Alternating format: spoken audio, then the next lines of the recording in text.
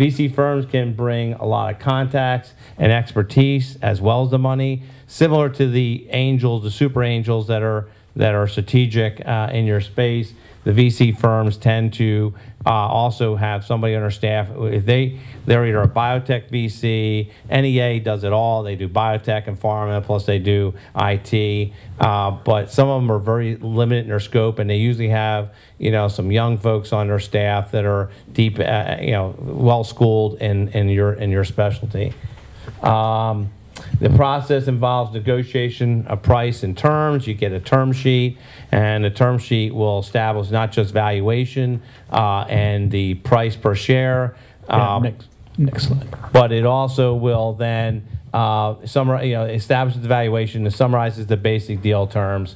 The basic deal terms will cover things like rights of redemption, tag-along, drag-along rights, what we call registration rights agreement, where how many times can they force you to register their shares with the SEC when they go? Can they force you to go public? And can they have a demand on you going public at a certain point in time once a certain amount of revenue is reached, and their shareholder agreements. They don't want the founders selling their shares to anyone else but them. So they may have a right of first refusal on any internal sales of the company stock, and there'll be liquidation rights, preferences. So a VC gives you $2 million.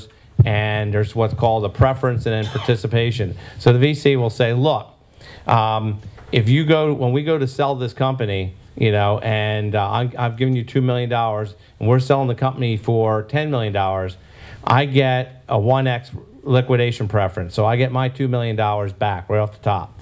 Then I get to participate in the remaining $8 million as if I had converted to the common stock. So if I had a 50%, just to keep the numbers easy, 50% of the company, I get the first $2 million, and then I get $4 million of the remaining 8. So I walk away with 6, you walk away with 4. Now, in '99 and all, there was VCs actually were getting 3x, 5x preferences, which meant that they would get 3 to 5 times their money back, and then also participate. Right now, the market is a 1x liquidation preference. And the reason that came about real quick is because there was a point in time when VCs, early on, when the game first started happening, were getting burned. I would put $2 million into your company. You would sell it for $4 million. I would have to convert, even if I had 50%. I would get, or you sold for $2 million. I put in $4 million. You're selling it for 4. I get 2 and you get 2. Wait a minute. I just, I put in 4 and I only got 2 out of it. So they decided, no. I put in 4. When we go to sell the company, I get my money back first. Now, what you can negotiate if you have a strong enough company is you can push back on the VC and you can say, look, what we call vanishing preference. We can say, look, if on an as-converted basis, Mr. VC, you would have gotten a 3x return or better on your money, then you have to choose on either having the 1x preference and that's it, or you convert and you only get to convert. So you give up the preference. So you can, in a strong enough company or a good enough lawyer, you can so you can go that way. Next. Okay, now this is the last slide I think we have here, but I threw this one in because this is something that's often missed. Yes, sir. One quick question. Valuation is a big question mark. Are there any professional valuation services that startup can resort to push back against VCs, because I'm defenseless against what they come up with on their term sheet? Well, yeah, one of the best ways to do it is to get competing term sheets and have more than one VC, maybe your angel bidding on your company. It becomes difficult. There's a guy named Case Clausen that I sometimes refer some of my clients to. There's McLean group over here in McLean that can do valuations, but again, it's really, really an art, not a science. And you can get one valuator to come in to say that your idea and your fledgling early stage company is, your IP is worth $10 million right now, and another one will come in and say it's worth $2 million. So the VCs aren't too impressed with very, very early stage valuations.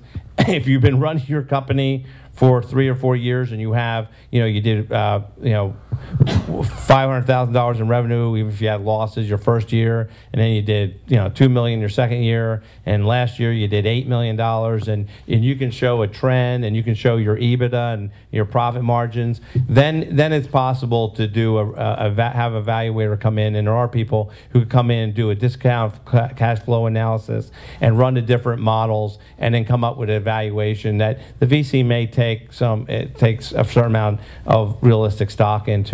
But when you have a startup company and you're looking for that first money, it really comes down to this. I had a client back in like 97 or 98 who got 3 different term sheets.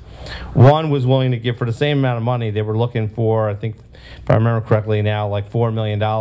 One said, I'll give you the $4 million for, 45% of your company. Another one said, I'll give you $4 million for like a third of your company. And the CEO looked at me and said, like, how could these guys be so far apart? I said, it's just a matter of their confidence in you. The first, because they back into the pre and post money, they back into the valuation. They go, the first guy's looking at you saying, wow, I kind of like the concept. I think they have something. I'm not so sure this is the management team to pull it off. I don't know, or I'm not sure if there isn't going to be other players that are going to come in to be better heeled and knock these guys, off their horse. So, if I'm going to put $4 million in, I want close to 50% of the company. In my eyes, that's what it's worth. I want this much. I want more upside if I'm going to take this risk. So that VC saw it as a riskier investment. The one who says, oh, I want a 30% or 25% of your company for that $4 million is saying, I think you're the guy, I'm confident, and I don't see this as being as big a risk as the other guy did. So it's in the eye of the beholder. It's a little hard. Evaluation is purely an art, not a science. And you negotiate the best deal you can cut. What is this EBITDA you're referring to? Earnings before interest, taxation, depreciation. So EBITDA is basically your net profits. It's an acronym standing for basically net profits. You have your gross profits, and then when you take, you get your net profits. So what I wanted to cover last was just something else besides VC, funding and all to think about is founder and employment issues.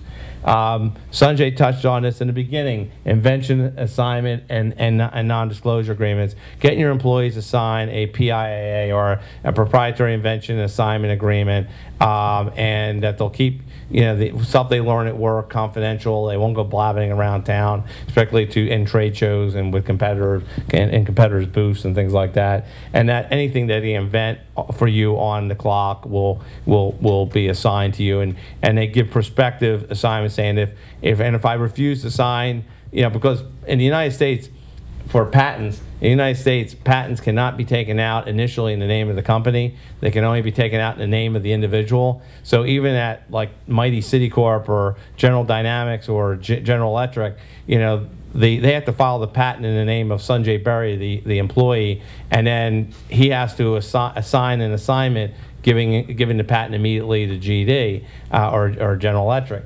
And if he refuses, he's already signed an employment agreement that says, where I refuse, you can sign for me. So, so he's signing.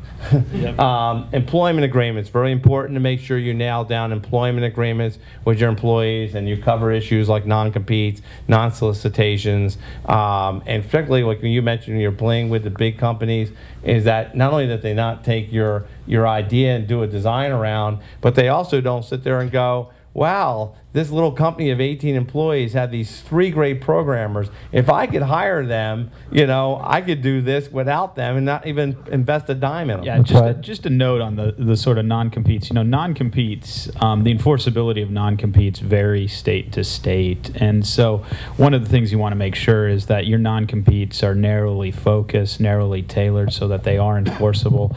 The last thing you want to do is have what you think is a solid non-compete with your top developer or your CTO, and then see it challenged in court when that CTO walks away for a better deal and not have it upheld. So, just a note on those non-competes. They are something to pay particular attention to. So the other thing that you'll get into is you start, a lot of young companies get into, technology companies, they'll set up a stock option plan in order to recruit some of the top salespeople to your fledgling enterprise, because you can't pay them the $150,000 a year that they're making at their current company, but you tell them, look, if you'll take $50,000 a year, 1/3, I'll give you, 3% or 4% of the company, and that'll vest over time. So I'll give you stock options, or I'll give you restricted stock. The difference is that one is you're giving them the stock. And it's restricted, and that they may have to vest in it, but the stock is theirs now to vote and have an ownership control in, as opposed to an option, which is a promise that they're allowed, or a grant given to them that they're allowed to buy stock at some point in time when they exercise it. And change of control acceleration, you get into issues where when you do give grant stock options or restricted stock, that upon a sale of the company, that all that comes due and accelerates and is immediately. So if you have them on a 5-year vesting schedule, and you sell the company 2 years down the road, the people aren't restricted to just the 2 years. They get to have the other 3 years accelerate, and they get to exercise and capitalize on that now. And then key man assurance, most VCs will insist, because it really is a management play. VCs have learned that more than ever. It used to be in pre-2000 that it was the 3 things in order VCs liked was IP, management, and revenue.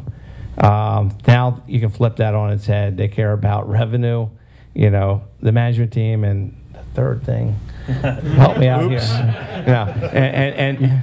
And IP, because the VCs finally learned that having a pending patent in '99. I knew so many VCs are like, wow, I just gave a term sheet to this company. They got 3 pending patents. And I'm like, well, dude, all 3 of those patents may get denied. You may have nothing, And so a pending patent is nothing unless, it's a stake in the ground until it's issued. And you can't prevent anyone from doing anything until that patent issues. So, and then you can stop them from practicing the art.